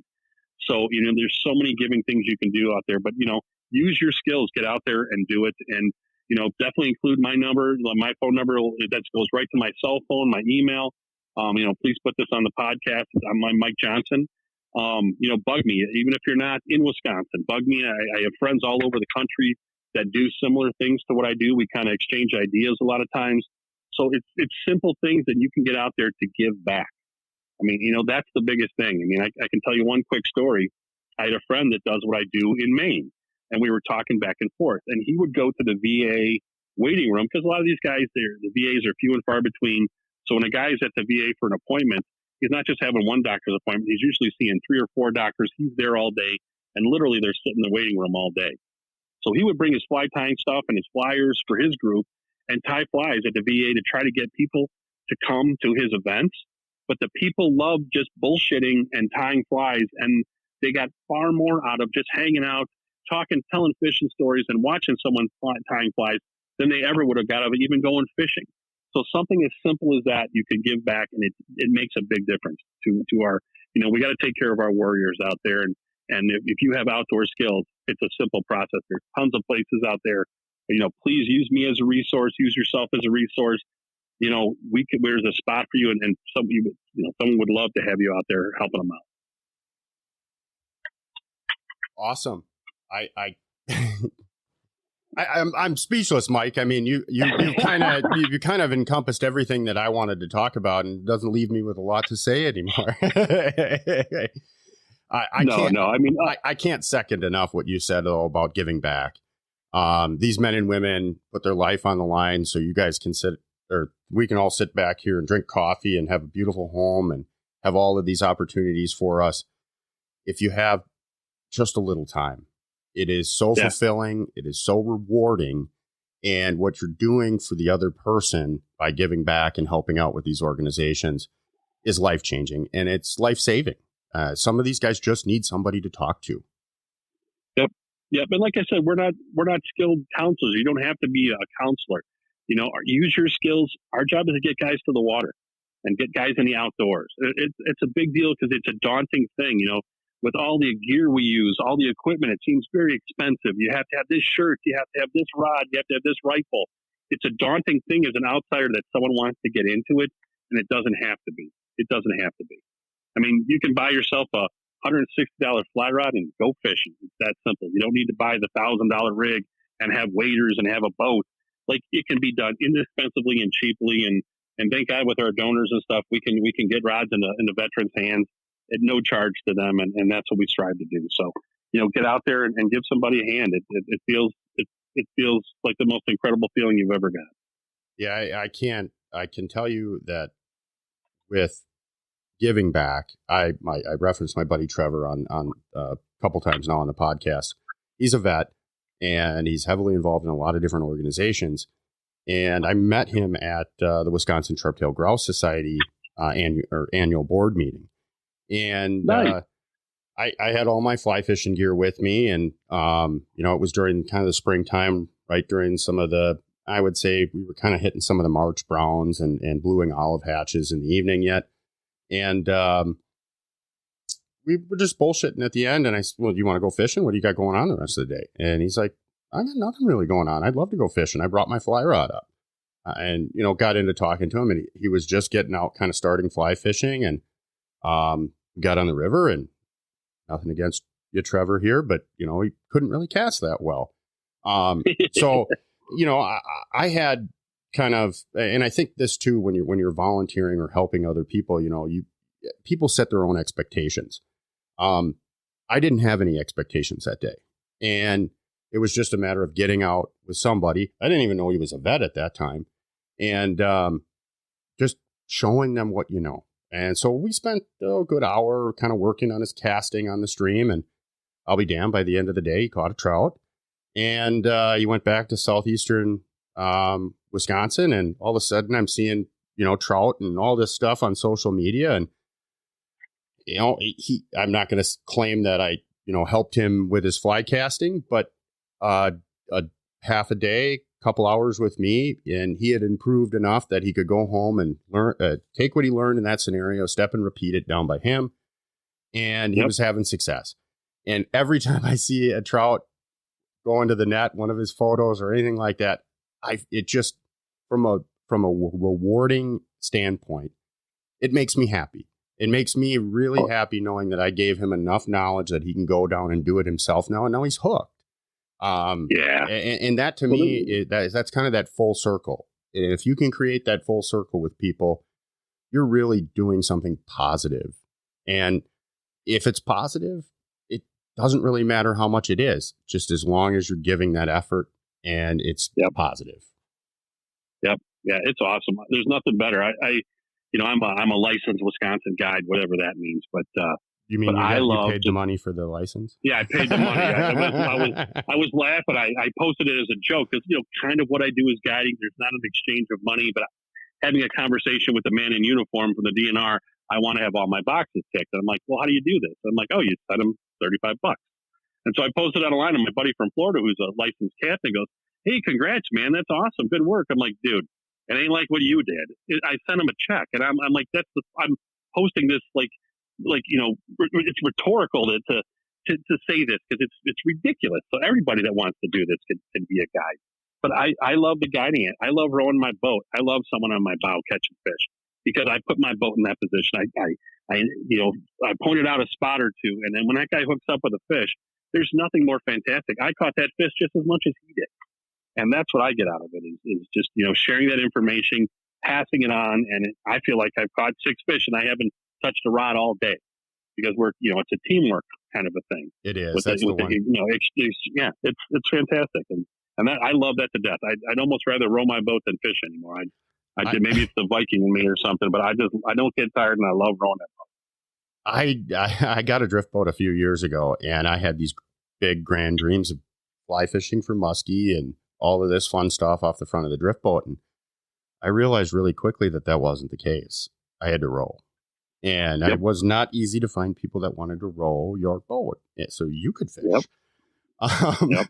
And it was, I didn't have to do much soul searching. I already really enjoyed helping people fish, and I'd taken out people before, and I'm always Rolodexing every time I go out if I don't have somebody to go with. I just like sharing that experience with other people. But getting the drift boat really kind of changed my mentality. And you referenced that team effort. That's really how I look at it, because I have to put the boat in the right spot, and you got somebody, and you got somebody in the front or back who doesn't know the river. There's a 5-foot circle that you need to cast to sometimes. And if you're not there, you're not going to get a fish. So being able to kind of help them deduct what is good quality habitat versus marginal, and kind of putting them in the right spot to do that is really fulfilling. For me, I'll tell you, the best part of it all, Wednesday, I had a twofer, but I love getting people their first muskie. And I told Al the other day, I'm like, you see this? Those are goosebumps. I get those every time. It's just a special feeling when you can help somebody achieve a goal or something they didn't even think was obtainable. It really is very, very, very fulfilling. Yeah, and even rowing, my favorite thing about rowing is you pay so much more attention to the river. When you're fishing out of a boat or you're wading, you're looking at fishing spots. You're like, over there, there's a rock, there's a brush pile. That's what you're looking at. You're looking at the fishing holes. When you're in a boat, you got to pay attention to the water. So not only are you looking at the fishing spots, but you're looking at the water ahead, the water behind, you're looking at the bend. So you really you get to know the Red River so much more intimately than if you're even wading a stretch. By rowing the stretch, you know where the currents are, you know where the rocks are. You can see if it's going to push me over here, and you got to make those decisions so far in advance in a drift boat that you just really intimately get to know those rivers, and I love that part. And after a while, you start knowing bends, and you start knowing, okay, over here, I have to put my boat over here because I want to be fishing on that side. Or there's always an eagle that sits in this tree over here. So it's just, you really become more in love with the water because you're paying so much more attention to what the water's doing rather than just where's the next fish hole. Very well said. I tried to explain that to my buddies. We do an annual fishing trip every year, and I had two of them up over last weekend, and it was one of the first and only times I really actually got to do some fishing myself this year from one of my boats. And I'm trying to explain that to these guys. It takes a little bit with rowing to kind of understand those concepts. And I find when you get newbies behind the sticks, it's a little bit of a challenge to explain that to people. So like you, the subtleties of it, it's kind of like I'd just rather almost roll the boat now because it's difficult to explain to people and show them exactly kind of how you move through the river to drive success for your fishermen. And when you're doing it professionally and then you get somebody behind the sticks that isn't or doesn't really care in the same kind of fashion that you do, I just kind of, at that point, it's like, well, this is kind of fishing, but I'm not fishing in the way I want to be fishing. So let me just take over the sticks again. You catch the fish. Yeah. I had a friend from Canada. My buddy Ted came up to the Pierre Marquette. We've been going up to the Pierre Marquette for, I don't know, maybe about 25 years now every spring. And so he came down from Canada and first time on the Pierre Marquette for steelhead. And I've been rowing all 3 days. And the Pierre Marquette's not a river you can throw streamers out of the boat, but it's more like you're hopscotching a spot. So you're kind of using your drift boat as a transportation device to get you to the holes. Sure. And then you'll jump out and wade then. But so he's a young, fit guy. Used to play rugby professionally. So he's a very fit young man. And he's looking at me, come on, let me row. I'm like, this is not normal rowing. He's got a skiff. He's a waterman. He understands how boats work and stuff. But he's like, we had a sailboat and I used to row out to the sailboat all the time. I'm good at rowing. I'm like, this is not rowing. Like, I'm comfortable being here. You're not putting me out. Just sit down and enjoy the ride. So finally on the last day, I'm like, all right, Ted, put your money where your mouth is. Go ahead, sit in the seat and you run. And it was like Pierre Marquette. So you have to thread the needle. It's not a wide open river. Most of the places you've got a brush pile that you're pushing into a log over here. There's a guy standing in the middle of the river. There's another guy in a boat anchored up in the middle over here. So you're moving and you're paying attention long way down. So I jumped in the front, threw Ted in the rower seat, and off we go. Did about 3 pirouettes, came to this big sweeper. I'm like, you got to back into this back row. And he just thought he could carve with a drift boat. And we ended up getting pushed to the far bank. And I'm just like, aim for the far shore and just drive it into the shore because we're not going to make this corner. There's another guy standing in the middle of the exit to this corner. We slam into the thing. I said, jump out and stop us because the anchor's not going to hold where we are. He jumps out. Everyone's out of breath. I'm like, all right, everyone calm down. We didn't die. And just as I'm doing that, my buddy who owns the big Orbis Lodge out there comes around the corner. And he goes, how the hell did you get over there, Mikey? And I said, Ted was driving. And from that point on, Ted shut up and said, that's way harder than I thought. I was doing things so much more. I'm like, that's why you look at these guides out west and they're dabbing an oar here and they're dabbing an oar there because they make it look easy because it's subtle and you're planning things far in advance. You're not reacting. You've planned your route through the river already. And it's so hard to teach that without actually being in the rower seat. So I like to take my buddies out in the summertime, just do a little bass fishing on these lakes, go fish for bass and pike, and I let them row a little bit so they cut their teeth on a flat, calm surface. They understand how the oars work. So when we're up on the Namakagon, I'm like, all right, I'm fishing. I can throw them on the oars, and we're not in too much trouble. At least they've got the concepts of it. So that's why the new drift boat also has a trolling motor on it, so I can go fish by myself too, and post up in spots. So my old boat worked great. It's a fantastic boat. I love it to death. But I'm looking forward to having a big 60-horse jet on the back and a trolling motor and more room for activity. So that's I might have to come fishing with you in that thing. It's all It's all made part of it, we can put a wheelchair in it if we need to. So I can take my guys out there that, can't get out normally. So you can bolt the wheelchair down to the front of it. That's why my sniper is built the same way, where we could put a wheelchair in the front of it. But then this one's going to have the Traeger on it. It's going to have it's got the big jet on the back with the big tiller and just a ton of room for things. So I'm pretty excited about this boat. So the Hodag 2 is out of fiberglass and heading to paint, I believe. So the Hodag 1, the big green Hodag is going to get passed on to somebody else. It's got a lot of good juju in that boat, so someone else will enjoy it. Is it up for sale? No, I'm trading it in. So Son of a gun. He made me a great deal. Because of partly what we're going to be taking bets out with it and stuff. And I've known Mike Packey, the owner of Stealthcraft, for quite some time. So he made me a great offer on my boat, and rather than dealing with all the chaos that buying and selling a boat is right now, I'm going to drop it off to him. He'll put a new bottom on it and fresh bottom on it, clean it up, and it'll be on his lot, I'm sure, for way more than I'm trading it for. But we have a great relationship, so hopefully this, maybe this is kind of my drift boat was always the thing I wanted. Fishing on the Pierre Marquette, I always wanted a drift boat, and it's fun to take guys out and take my friends out with it, and I'll even take my wife out on it. But a 13-foot boat with a 3.5 horse, you got to kind of pick and choose your days. And I fish up in Door County a lot in the bays up there, and you really got to pick and choose your days in a 13-foot drift boat. So the new Power Drifter is going to be pretty amazing. Wait till you see it. It's got a special bow on it. So instead of being a regular drift boat bow, it's got these big higher sides, so I can run a little heavier water with it. And it's 18 feet long and nice and wide, and I'm really looking forward to playing with it. It's been a fantasy, and I'm so excited it exists in reality. I got the call last week that it's out of fiberglass, so it's a real thing, not just a figment of my imagination I've been talking about for 6 months here. So I can't wait. Yeah, I had started the season out with one drift boat. I have an old wooden drift boat, and I had a trailer issue that really put me in a position where I needed to put a new axle on the trailer. I ain't trying to get that done right now. I couldn't get any certainty from anybody that they were going to be able to get it done, let alone in any time soon. So I was kind of scrambling, and I had a raft on order, but I knew that wasn't going to show up. And I just ran my first guide trip of the season, and it's like, I'm on a boat now, and I got trips coming up. So I luckily found a very well kept Clacka craft, and I for the price I couldn't even barely buy a brand new drift boat trailer for that. So there you go. I scooped that, and then the raft came. So I'm sitting with 3 drift boats.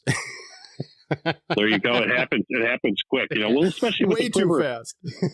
with your boat and the hard boat and the soft boat, you kind of cover all bases. So when the water's low, you can, some of those flowages up there, the Chippewa and stuff. There's only places you can get to on a raft. There are some spectacular places. Well, and there's not the boat ramps. Exactly. That was the big thing for me with the raft was I don't need a boat ramp anymore. Yep. You find yourself a nice beaver slide and you're in. So, the raft is a great tool to have. It's they're not a lot of fun to be in all day. They're little tight confines, and I'm used to having all my stuff about me. So, those guys that want to bring 6 rods, it's like, I got your rod here. I'll let you bring 1 rod, but that's you're not bringing your giant lunchbox and your camera bag and your fishing bag. We got all this stuff. We've all that at home. But as a tool, they are amazing. I carry a tote that fits underneath the front seat in the raft. There you go. And then I've got some guide bags, but that's kind of all the safety equipment and stuff. You learn quickly what you can leave at home real fast. After those first couple of trips, you're like, this stays home, this stays home, this stays home. I went home and bought a new cooler just because I have a Yeti 45, and my old drift boat, that was a front seat because I took the bench seat out. And I bolted that thing down. That's what I run in my boat is the front seat with the pad on it. Yeah. Yep. And when I got the Clacka craft, it had a front seat with storage underneath it, which was really nice. but I didn't have any room for my damn cooler. So I actually went out and I bought and then on the raft, we strapped it up a couple weekends ago on the back, and I'm going, holy cow, this weighs way too much back here. Yep. So I bought a little soft-sided kind of Yeti knockoff cooler, and it is a really challenging thing to kind of pare down all your equipment to fit in a smaller vessel. Yeah, and especially too, having cut my teeth on drift boats on the Pierre Marquette, a lot of trees fall in the middle of the night. Mm-hmm. And so many guys go out there and don't have a saw. That's one of my first things I ever put in my boat was a big silky saw or a breakdown bowl saw, because there's a lot of times where you come out and that tree wasn't there yesterday, and you're either portaging with 3 guys in a full boat through the woods, or you're sawing a tree. So I know guys with the advent of battery chainsaws. I know a lot of guys that have battery chainsaws in their boats at all times, because that ruins your day when you've got 2 clients and all of a sudden there's a 100-foot pine tree across the whole river. That's not a fun morning. No. So there's a little things that you have to have, and then you learn out real quick. There's little things you can leave at home. Yes, there's certain rivers that I have a 16-inch Makita electric chainsaw, and I've been known to bring that along, and I've been even known to bring along my 18-inch steel if I need to. Well, yeah, I mean, there's times when some of these smaller rivers, if you run, maybe you haven't run them all year, or it's the first time this season, and that's the river that's going to work today, and like that ruins your day real fast. When, you come around a bend and there's nowhere to go. Yeah, we snuck through a sweeper pretty, not really easy the other day. And I said, if I'm going back on that stretch, I'm taking the chainsaw because I'm getting rid of that damn tree. Yeah, I didn't have it out that day. I was just on that stretch too, and that tree came down, just like you said, within a week. It happened. Yeah, they always come down in the middle of the night. They don't. You think everything's going well, and all of a sudden you got a lot of work to do. But and that's the whole thing too. A lot of these guys, especially in the last year with COVID, all these people bought all these boats that really, not saying they don't have any right being on the water, because we all have the right to be on the water. But it's like they've never learned how to do it, what to need. And, something I can't stress enough, what we do is pretty dangerous. It freaks my wife out to hear it. I'm like, standing in a river that's 33 degrees in the middle of winter, 6 miles from a gravel road is a very dangerous thing to do. So, take your time, learn, hire a guide. A lot of people don't understand. You can hire a guide to row your boat. And, if all these new guys get out there and, try these class 3 rapids with their new boats, and they're going to die. So it's perfectly a great thing to hire a guide that has some knowledge to row your boat, to show you the things. Like, that's a thing that people are like, what do you mean you can hire a guy? I'm like, yeah, you don't have to use his boat. Hire a guide. Say, hey, I want to hire you I got a new boat. I want you to show me how to row. I'm available. That's a great, yeah, no. And so many people don't realize you can do that, because there's maybe we'll go out west to guide schools. Like, you have guides in the Midwest. Call them up and pay for a day trip or 2, and they will show you how your boat really works. And you won't die learning how to row, because you see all those horror stories of these swamp drift boats, because that was their first new $20,000 drift boat, and off they went, and you can get in trouble real fast. So, if I can tell somebody, when you're casting, if you want to learn from YouTube, great, but pay a guide to take you on a casting lesson. Not so much even bad habits, because the cast is like a golf swing. Everyone does their own thing. Some people's elbows don't bend like that. So hire a guy to take you out, at least to get your teeth wet, at least to poach his spot, at least to get a casting lesson out of the deal. That's why you always see me taking pictures. Those geotags are great things. Hey guys, get in there. Let me take a picture. I know where all the boat launches are, but you can hire a guide not just to take you fishing. You can hire a guide to teach you how to cast. You can hire a guide to teach you how to row. I mean, these are great resource that people have that don't, I don't need to fish a guide, I know how to fish. Well, a guide does a lot more than that. So yeah, God bless you for being a guide. I think if I had paying customers, I wouldn't be as patient as I am. I love taking my friends and my veterans out in my boat, but God bless you for doing that. A lot of friends are guides, and I hear some horror stories out there, and I'm like, man, God bless you for doing that, because that would be my last day. I've been very blessed, and I haven't had a lot of horror stories. But I'm kind of the other way. I get more frustrated with my buddies. Well, when I have paying customers, it's so much easier not to be frustrated at them. Yeah, but you can yell at your buddies and shout obscenities at them. So that's the best part. Exactly. I always tell them, I'm going to sit here and I'm going to tell you what you're doing wrong. So you turn around and tell me to shut the hell up. I said, but until that point, I'm going to tell you you're dropping your cast. I'm going to tell you to pause more. I'm going to tell you what the hell you're doing with your elbow. I said, until you tell me to shut up, I'm going to sit here and just, because you're my student in front of me. I said, you're lucky to be in the back of the boat because I'm not staring at you and yelling at you, you're doing it wrong. But yeah, you can't. I don't yell at my veterans, but my friends, they get yelled at. You know, especially when we're coming in a tricky bend and they want to stand up and lean over and look at a rock. I'm like, sit down for the 100th time. Where are you finding them Class 3 rapids around, by the way? There's places out there. There's some little spots. Well, we might have to talk because I'm not. I don't like taking. It's a big state. It is a big state. I will say that, but I'm not a huge fan of taking my drift boat in Class 3s. But my raft is rated for Class 3, and anything Class 2, Class 3 can be a lot of fun in my raft. So yeah, I've got my good buddy George who guides down by me here.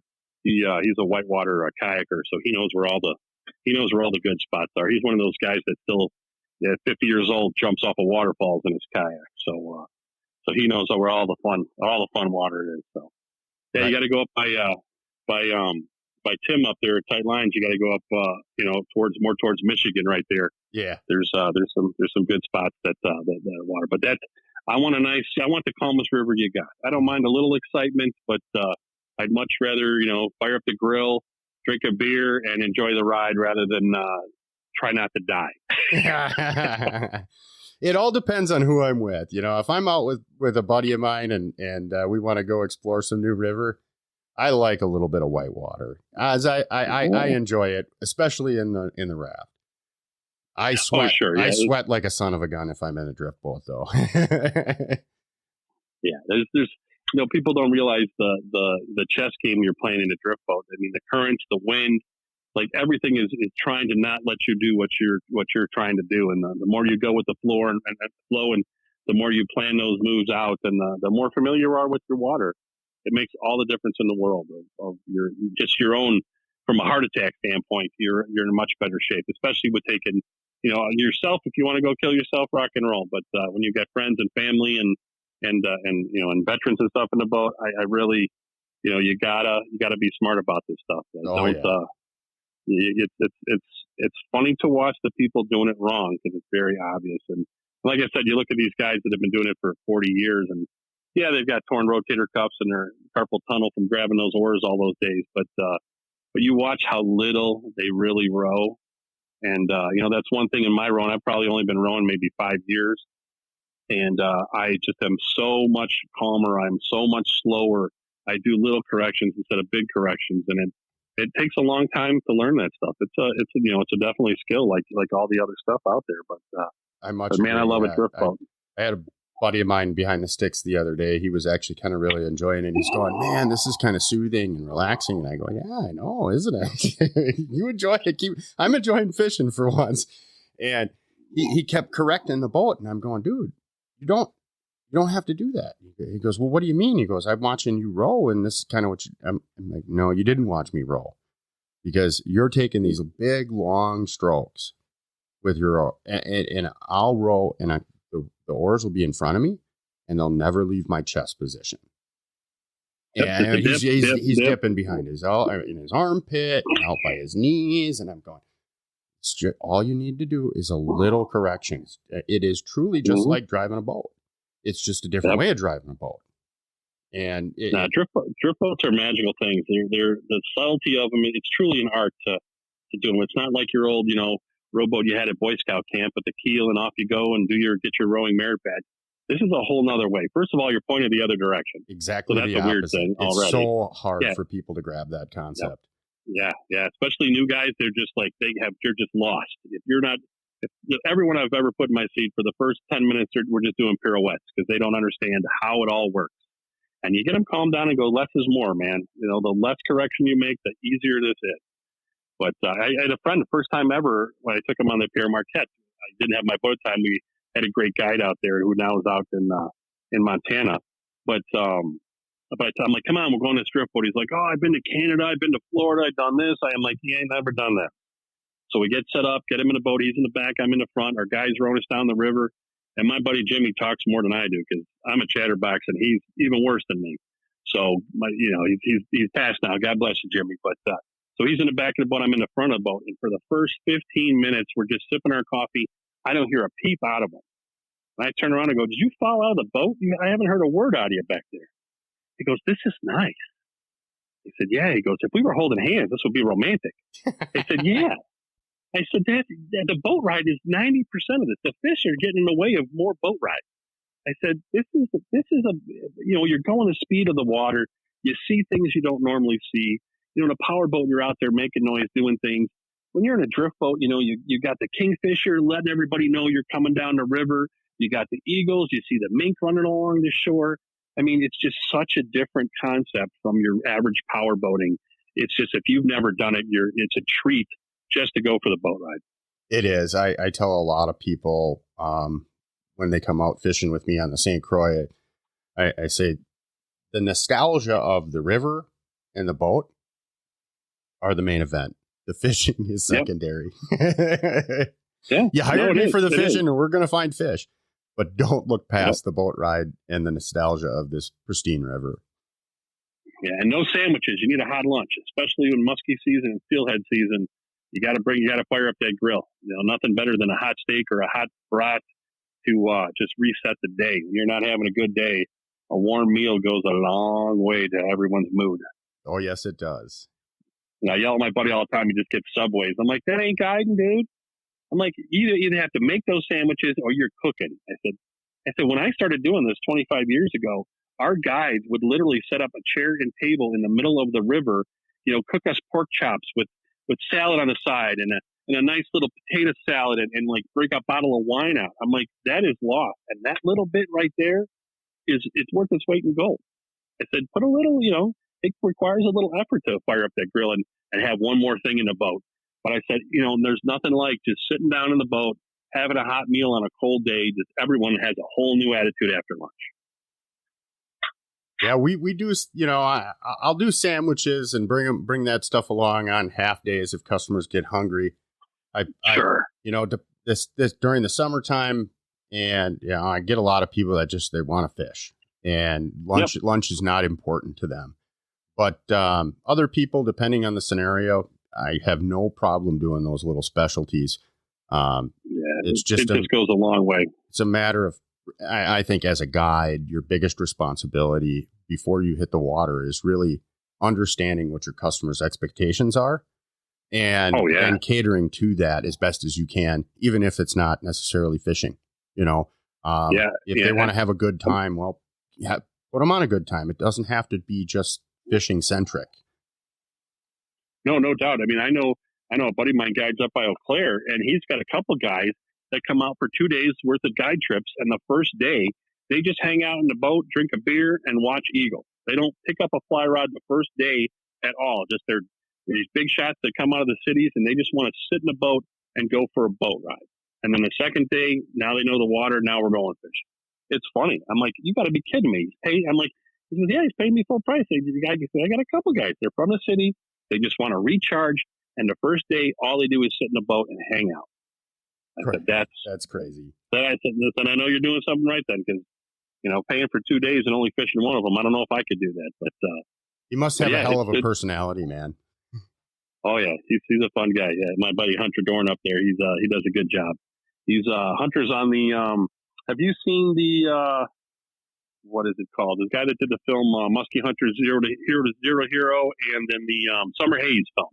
I think I have. Those were like kind of short films for Fly Fishing Film Tour. No. There's a guy. I think he's out of Chicago. If you look it up, you can get it on Vimeo. Okay. It's called Summer Haze. It's like it came out as a 2-disc set, but I don't know if there's many of them out there still. But the movie's called Summer Haze. It's all about warm water fishing in the Midwest, Minnesota, Wisconsin, a little bit of Illinois and Michigan. And it's just Mike Schultz is on there out in Michigan. Hunter's up there for the Eau Claire area. It's just a really neat. It kind of opens a lot of people's eyes on like the warm water fishery we really have them. So it's carp, it's pike, it's smallmouth and muskie. It's a neat video. If you haven't seen it, it's an actual proper movie. Yeah, it's not a short. It's a proper movie. Yeah, Robert Thompson. Yeah, RT. Yep. Yeah, he's doing another one right now. There's a new. I think he's working with Brad Bowen now. I think there's a new muskie one coming out. Really? But yeah, he did the movie, The Muskie Hunter Zero to Hero. with Brad. That's our RT as well. And that's where I think I recognize his name, is I have seen that one for sure. Yeah, but that summer haze is just, you want to have a hype film for summertime fishing. If you watch that and you don't want to run out and go fishing, you're crazy. Well, I might have to. It looks like I can rent or buy it, so I might have to. Have to check that one out this weekend. Looks like it's going to rain tonight and tomorrow, so no farm work for me. In that same film thing, we've got the fly fishing film tour is out this year. Yeah, I saw that. They don't have the hype kind of guys run around. They're basically just sending out the picture, and everyone's doing it locally. So we'll have a table there with Veterans on the Fly. Dan from Muskie Fool is the main sponsor. I think Kyle Zempel's also on board as well. So we're doing that in Madison. I think it's the third week in September. Maybe it's the 28th of September at the Barrymore Theater in Madison. So I don't know if that's the only. Yeah, it's always been at the Barrymore. I have people that I go to the Fly Fishing Film Tour every year, and I only know those people from sitting next to them at the Fly Fishing Film Tour. That's the only time we hang. So don't lose your group. Every guy there is wearing khakis and a plaid shirt, so it's very difficult. It's really, to find your people. You lose them in a crowd quickly because everyone's wearing a ball cap, tan pants, and a flannel shirt. So it's very quickly you get lost. But I'll make sure to buck the system if I go down there. I won't wear tan pants or a plaid shirt. There you go. Yeah, it's kind of funny to look around and go, wow, everyone looks just like me. I thought it was such an individual. But yeah, so that's coming up in September. So if anybody want to get you hyped, come down, talk to me. We'll have a booth out front. But again, I can't stress enough, dude. Get out there and share what you've got. We all stand on the shoulders of giants. And it's a lonely place by yourself. But if you get out there and share something, you just made yourself a fishing buddy, and that's a lot of fun right there. It's the bottom line. So it's really truly the bottom line. The funniest part is I've had veterans come and say, I love fishing, but I thought I'd meet more fishing buddies. I said, welcome to the world of fishing. I said, I have won and lost fishing buddies for the last 30 years. I said, you once in a while you meet that guy you click with, and you don't mind him, and he don't mind you, and off you go. Or here you go 10 years fishing by yourself because you haven't. I said, that's the eternal problem of a fisherman. Fisherman is finding a fishing buddy. All my fishing buddies I started out with, were great as single men. Then they got married and had kids, and there I go, lost a fishing buddy.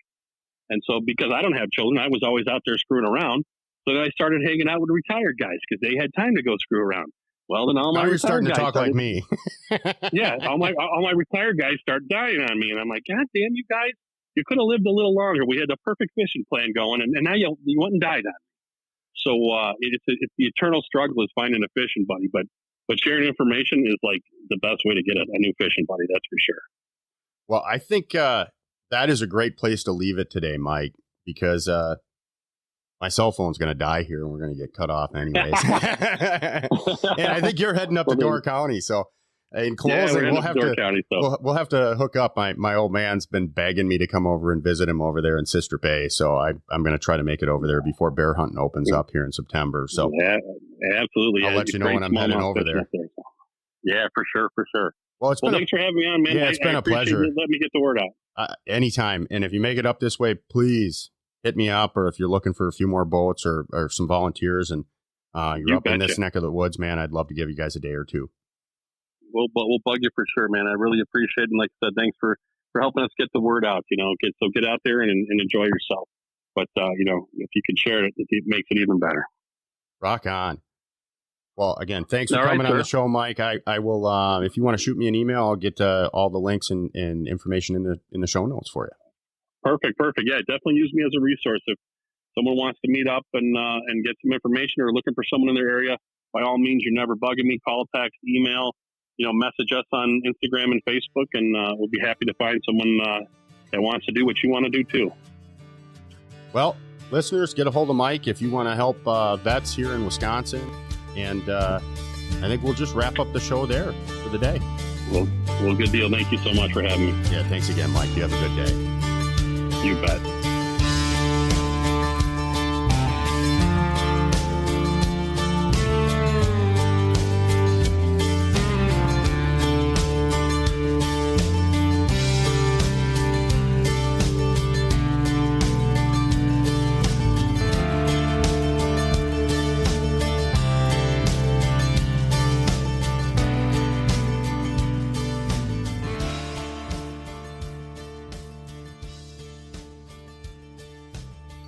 Thank you so much for listening to this episode of Amazing Outdoors. I can't thank you enough for sticking in this long on this show. You've made it to the end. Thank you for being a loyal listener. If you're a vet and you're looking to get outdoors, want to get involved with one of these groups, if you're an individual civilian who wants to give back, feel free to reach out to me. Feel free to reach out to Mike. We'll definitely connect you with the right folks. And if you're up here in the upper Midwest near my location and you're a vet and you're looking to get into fly fishing, I'd be happy to give you some time, maybe even take you out on a float trip. So just reach out. I can't thank the boys and girls who have fought for this country enough. We owe them a huge debt of gratitude. And if you can take somebody out fishing and repay that and get them into the outdoors, rock on. Y'all have a good day. Support our podcast sponsors. And remember to open up that wallet when it comes to conservation.